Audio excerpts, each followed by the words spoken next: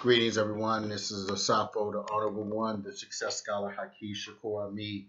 Thank you for tuning in, listening in to this discussion. Well, here broadcasting live out of Baltimore, Terminal City, Maryland. So I want to do this piece and just give people insights. This is kind of to expand, one of my recent radio shows. So if you're not tuned into my radio shows, where I drop some good knowledge as well as just give a little bit more insights into some of my operations. But Eli for Media got a lot of shows. I've interviewed some pretty established key individuals over the past few months, over the past 6 months. So operations are absolutely growing. So if you're out of the loop on what's really happening, consciously uh, and for empowerment, you may wish to check out and listen to a few more of my shows. But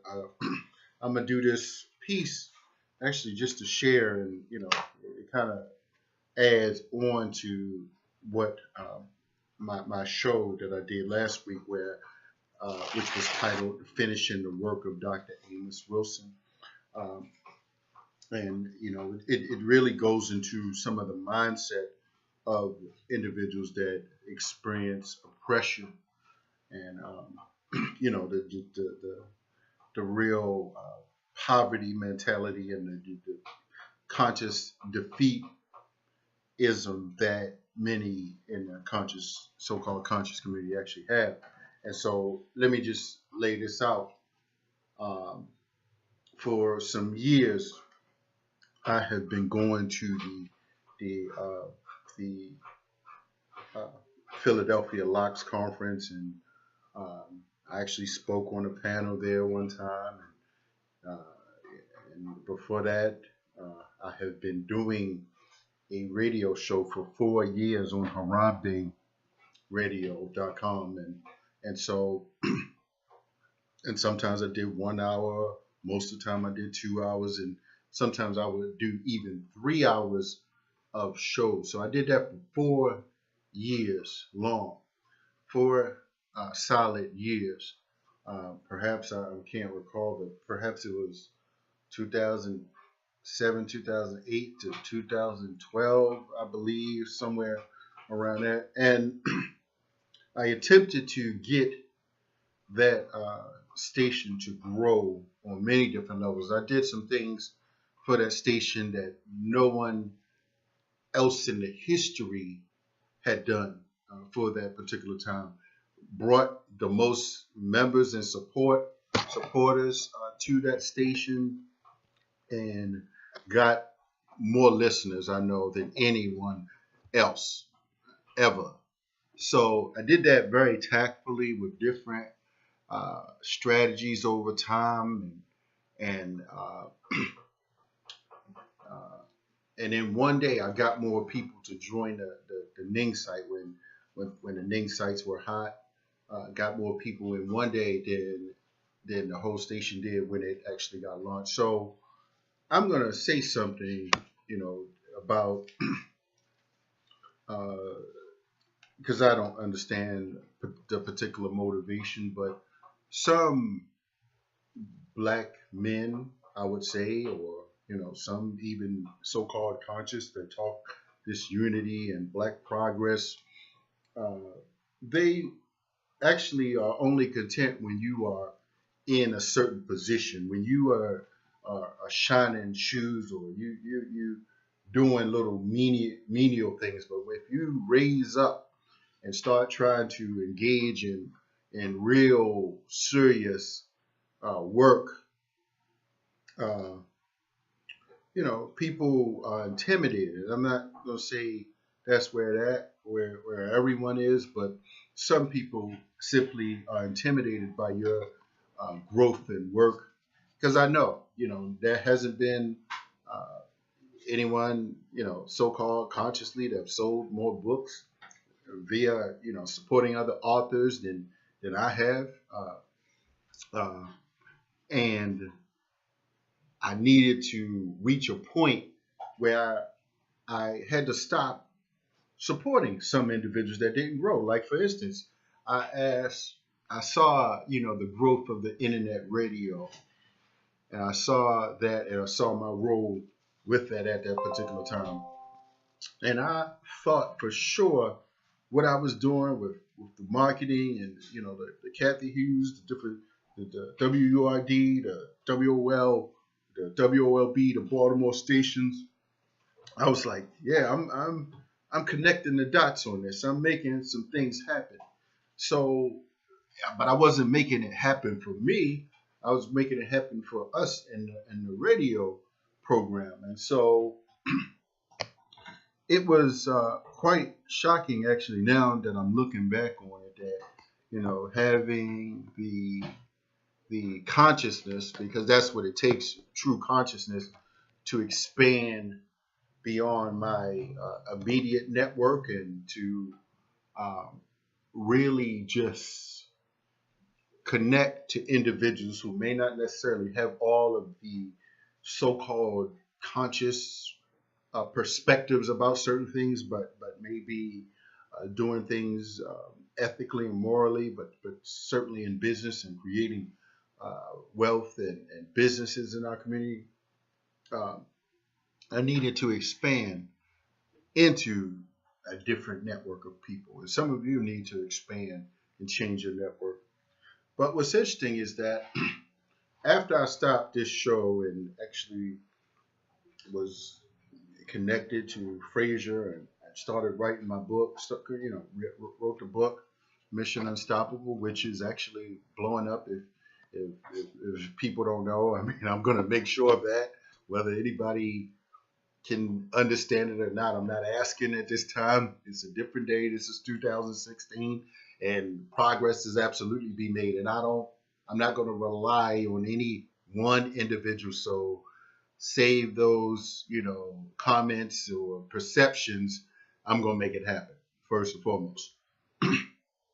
But what's interesting, I never got asked to come back to the the uh, the Philadelphia Locs conference to speak. Actually, after I wrote this book,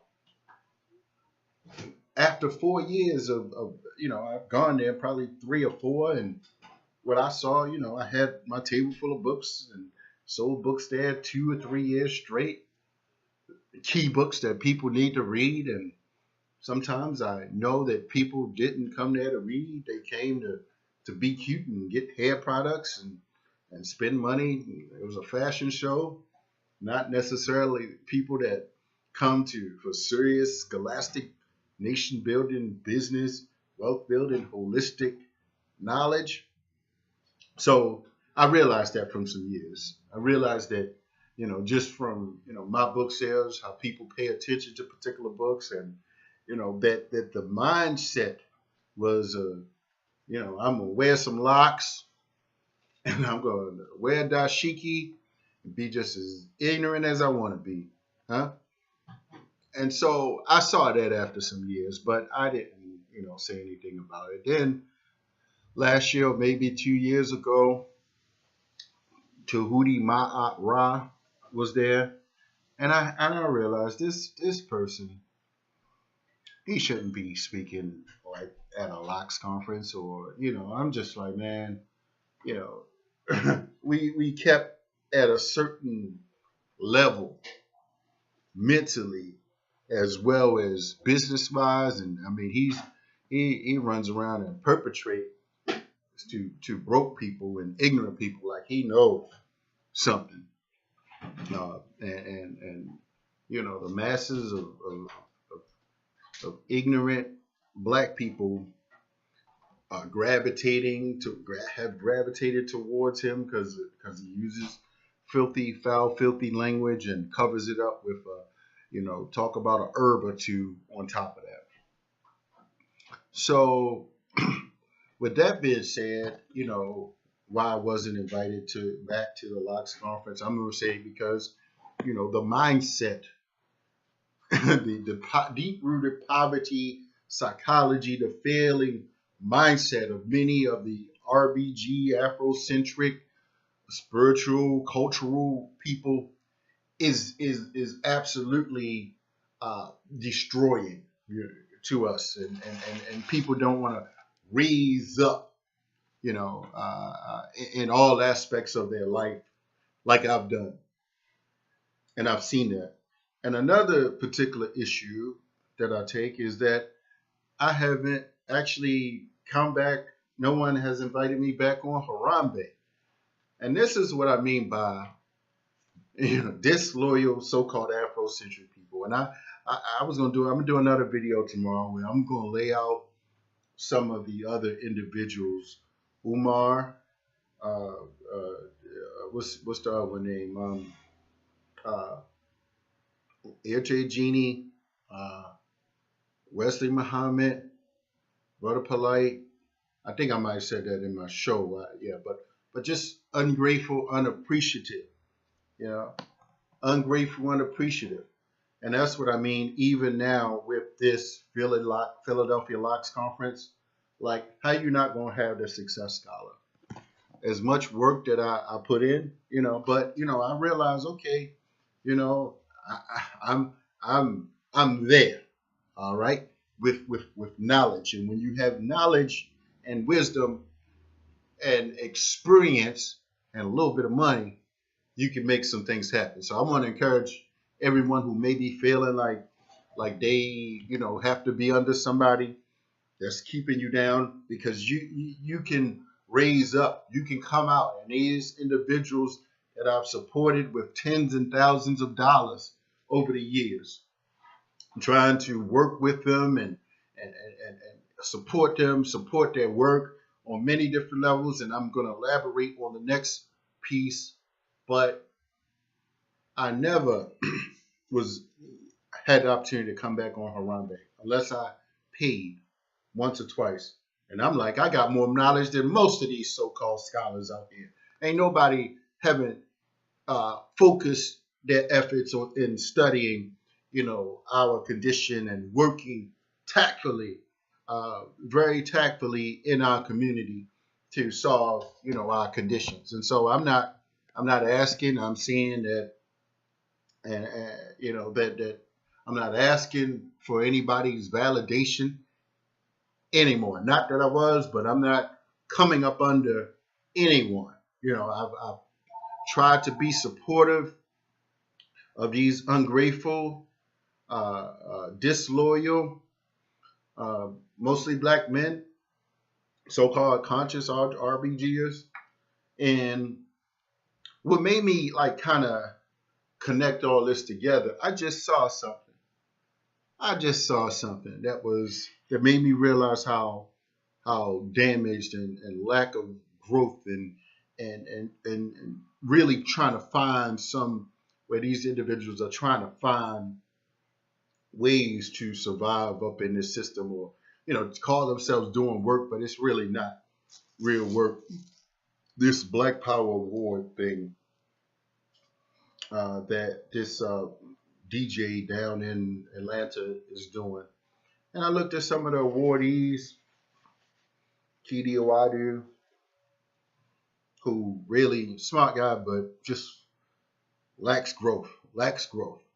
Just really won't step it up, won't step outside that little cocoon, that comfort zone. So I'm calling all of these folks out, man. They, just failing to organize for real power, just in their little sects, their little groups, and failing to maneuver and organize for real power. And so, and put down their little perceived niche of people that they are cloning and creating these little groupie followers that only want to listen to them, and it only want to listen to the angry poor people that don't have any real solutions. So I'm to a point now where I'm just going to make the claims after the work that I've done over the past year.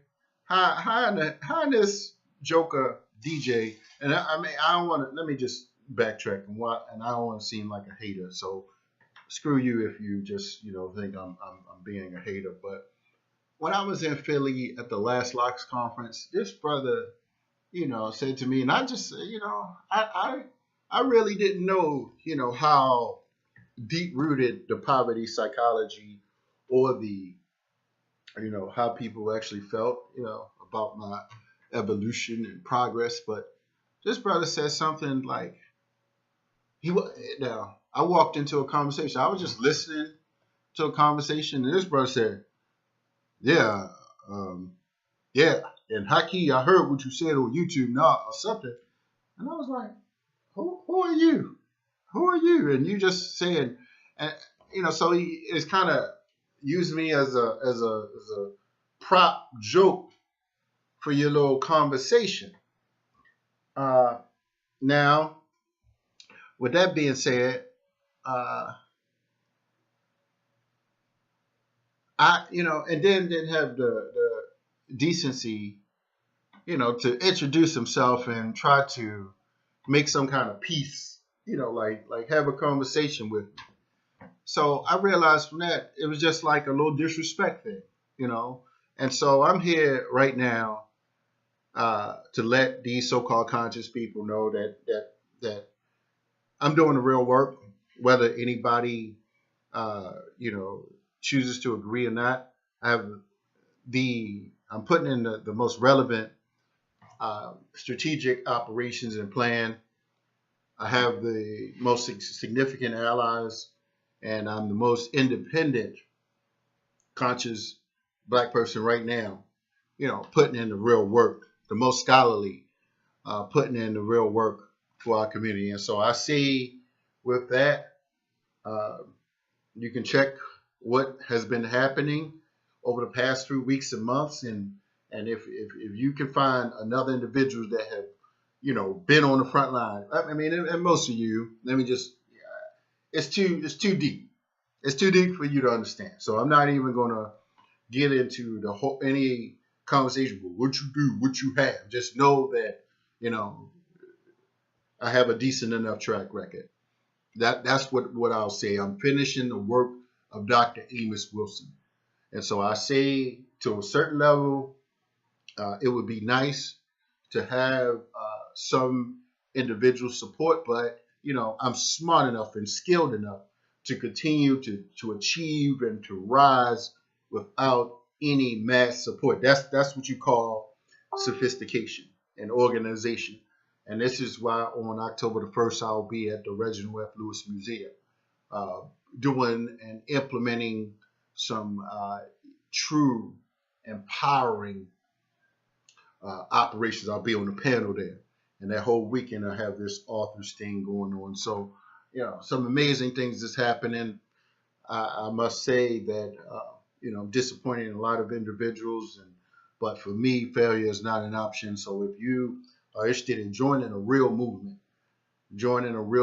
for true progress, there's no one out here like the Success Scholar. And I plan on being around. I'm going to have longevity. I'm going to always have the high level of ethics and morals. You're not going to catch me with a stripper. You're not going to catch me dancing with a stripper. You're not going to catch me, arguing and, calling people names and cursing, using profanity, using drugs, having babies outside of wedlock.